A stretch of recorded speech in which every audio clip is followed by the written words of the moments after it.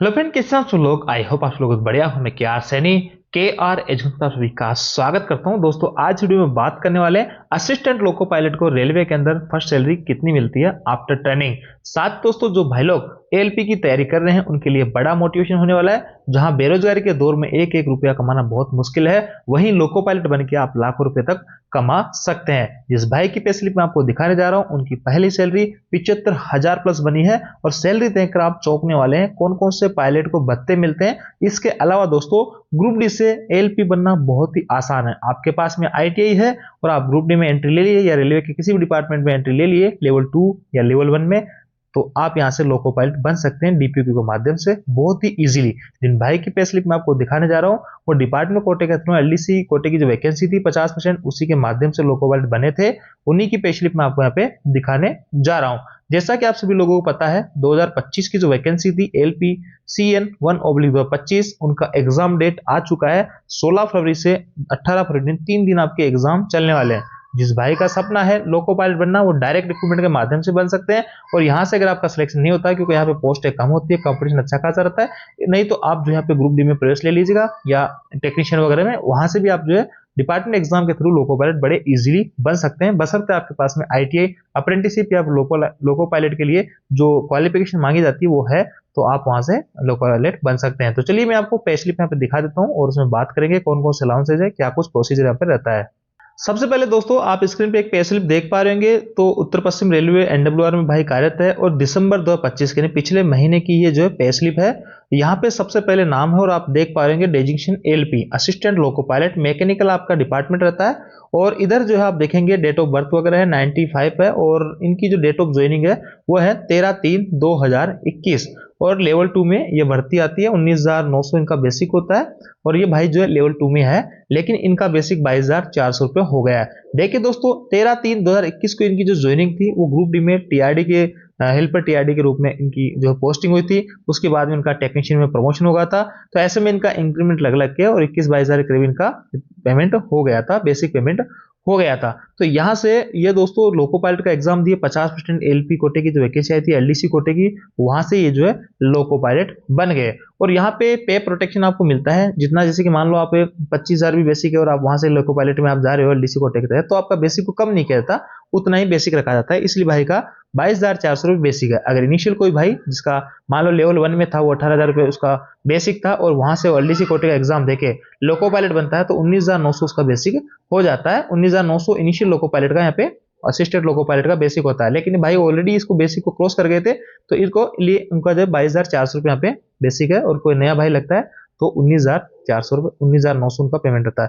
1/1/2026 यानी इसी 1 जनवरी को 1 जनवरी यानी इसी महीने इनका एक इंक्रीमेंट और लग जाएगा, तो यहाँ पे जो बेसिक है 23,000 प्लस इनकी हो जाएगी, तो और पेमेंट इनका बढ़ने वाला है। इधर जो है आपकी बैंकिंग डिटेल वगैरह जो कि हाइड कर दी गई। अब देखिए दोस्तों इनका जो पेमेंट बना है वो बना है 76,583 रुपए। इसमें देखेंगे कौन कौन सी चीजें इनको मिली है। देखिए बेसिक पेमेंट जो है 22,400 रुपए है। DNS अलाउंस दोस्तों अभी 58% चल रहा है, आप इसका 58% निकालेंगे तो आपकी राशि जो है इससे कम देखने को मिलेगी। तो आप कहेंगे कि सर इनका फिर जो है ये 16,890 नहीं, इतनी अमाउंट ज्यादा क्यों आई है, क्योंकि 58% तो इससे कम बनता है। तो देखिए दोस्तों लोको पायलट को क्या होता है, लोको पायलट और आपका ट्रेन मैनेजर होता है उनका जो बेसिक होता है जैसे 22,400 रुपए जो बेसिक है इसका 30% बढ़ाया जाता है, नहीं 130% इनको बढ़ा, इसका 130% निकालते हैं और इसका 130% जो आएगा वो इनकी बेसिक मानकर इसके ऊपर जो इनको अलाउंसेस दिए जाते हैं। यानी दोस्तों इनको 30% एक्स्ट्रा अलाउंसेस यहाँ पे मिलते हैं। इनकी जो बेसिक होती है उसका 130% पे इनको बाकी के अलाउंसेस यहाँ पे मिलते हैं, तो इसलिए इनका 16,890 रुपए यहाँ पे DNS अलाउंस बना। और ऐसे ही दोस्तों हाउस रेंट अलाउंस जो है 2,912 रुपए मिले। देखिए 10% के हिसाब से जेड क्लास में इनकी पोस्टिंग है तो 2,240 रुपए इनका HRA मिलना चाहिए था, लेकिन इनका 130% निकाला गया, इसको यानी 22,400 का 130% निकाला गया तो 29,120 रुपए निकल गया है। तो इस 29,120 के अकॉर्डिंग इनको 10% का भुगतान यहाँ पे किया गया है। देखिए 2,912 रुपए और इसके आगे ट्रांसपोर्ट अलाउंस जो है 900 प्लस DA के हिसाब से। और सबसे बड़ा जो हाइक बनाता है इसकी सैलरी में वो होता है किलोमीटर अलाउंस, 30,080 रुपए इनका किलोमीटर अलाउंस बनता है। काफी जितनी जो है गाड़ी आप चलाओगे उतना ही आपको किलोमीटर अलाउंस बनता है। आपकी सैलरी हर महीने फिक्स नहीं रहती है, किसी महीने आप गाड़ी कम चलाते हो, छुट्टियों पर रहते हो, तो आपको यहाँ पे किलोमीटर अलाउंस कम देखने को मिल सकता है, 10,000 मिल जाए, 15,000 मिल जाए, उस हिसाब से आपकी जो सैलरी है इसमें वेरिएशन चलता रहता है 10 से 15,000 का। आगे दोस्तों आप जो बैटरी यूज करते हो उसके लिए सेल अलाउंस भी आपको दिया जाता है, और आप ओवर टाइम भी करते हो, यानी आपका जो 14 दिन का पीरियड होता है उसमें मान लो आपको 102 घंटे काम करना है, और आपकी ड्यूटी जो बनी है 104 घंटे बनी है, 110 घंटे बनी है, 120 घंटे बनी है, 102 से ऊपर जितने भी घंटे बन रहे हैं आपका यहाँ पे ओटी का भुगतान किया जाएगा। बेसिक हिसाब से ओवर टाइम की रेट अलग अलग होती है। नाइट वो ड्यूटी करते हो तो नाइट ड्यूटी अलाउंस भी आपको यहाँ पे मिलता है। नेशनल हॉलीडे 12 दिन जो आपको एनएच मिलते हैं, उन दिन अगर आप ड्यूटी करते हो तो 480 रुपए पर डे के हिसाब से आपको यहाँ पे एनएच नेशनल हॉलीडे अलाउंस भी मिलता है। तो यहाँ पे आपने देखा कोई भी एरियर नहीं है, ये इनका विदाउट एरियर पेमेंट बना है। 76,000 रुपए बहुत अच्छा खासा पेमेंट आप इसको मान सकते हैं। तो रनिंग के अंदर बहुत अच्छे खासे अलाउंसेस आपको देखने को मिलते हैं, जैसे कि किलोमीटर अलाउंस है। इसके अलावा दोस्तों अगर किसी दिन आप छुट्टी लेते हो तो आपको लीव अलाउंस करके एक पेमेंट भी मिलता है।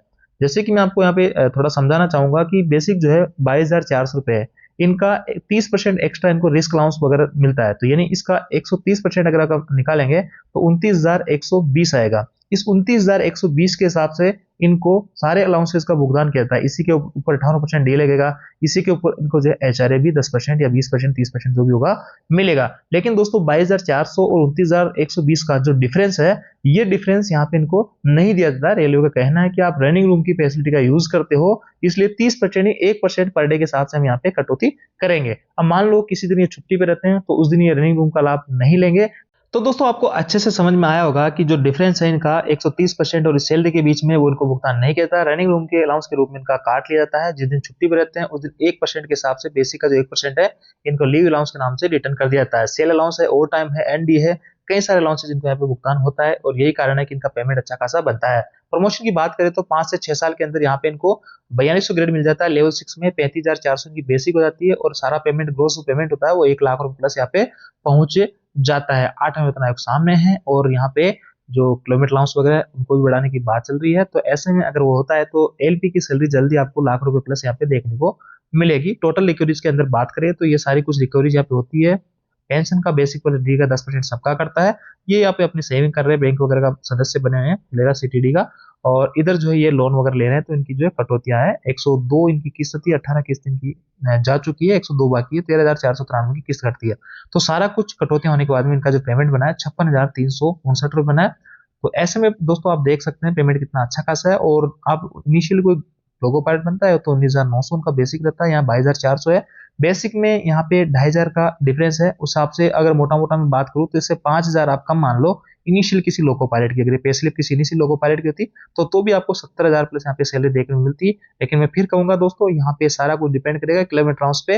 अगर 10,000 बनता है, 20,000 बनता है, वो कितना बनता है, कितनी आप गाड़ी यहाँ पे चलाते हो, उसके अकॉर्डिंग आपकी सैलरी कम ज्यादा होती रहती है। फिर भी मोटा मोटा अगर मैं बात करूं तो 60,000 के आसपास आपकी जो है पहली सैलरी ग्रोस विदाउट ट्रेनिंग, यानी बिना सॉरी ट्रेनिंग के बाद में, आफ्टर ट्रेनिंग आपकी 60,000 के आसपास सैलरी बन जाती है। ट्रेनिंग के अंदर आपको बेसिक और डीए का ही भुगतान किया जाता है, तो आपकी जो है 35,000 के आसपास सैलरी बनती है। और ट्रेनिंग के बाद में सारे कुछ अलाउंसेस मिलाने के बाद में 60,000 प्लस आपकी सैलरी बन जाती है, जो कि लेवल 2 के अंदर बहुत अच्छी खासी पेमेंट आप मान सकते हैं। लेकिन दोस्तों ये जॉब है, इसमें सैलरी आपको बहुत अच्छी खासी मिलेगी, लेकिन यहाँ पे फैमिली के लिए थोड़ा सा टाइम कम मिलेगा। और जो नेचर के विरुद्ध है ये ड्यूटी है, और इसके अलावा यहाँ पे अनशेड्यूल थोड़ी जॉब रहती है, इसमें कई सारी चीजें कॉम्प्रोमाइज आपको करना पड़ेगा। काफी रेस्पॉन्सिबिलिटी वाली जॉब है, अलर्टनेस पे आपको पूरी ड्यूटी अपनी करनी पड़ेगी। तो ऐसे में वो सब चीजें अलग जो वेरी करती है, बाकी इसमें पेमेंट आपको अच्छा खासा मिल जाता है। ये थी दोस्तों जानकारी, आपको अच्छी लगी, वीडियो आपको अच्छा लगे लाइक जरूर करें। Thank you.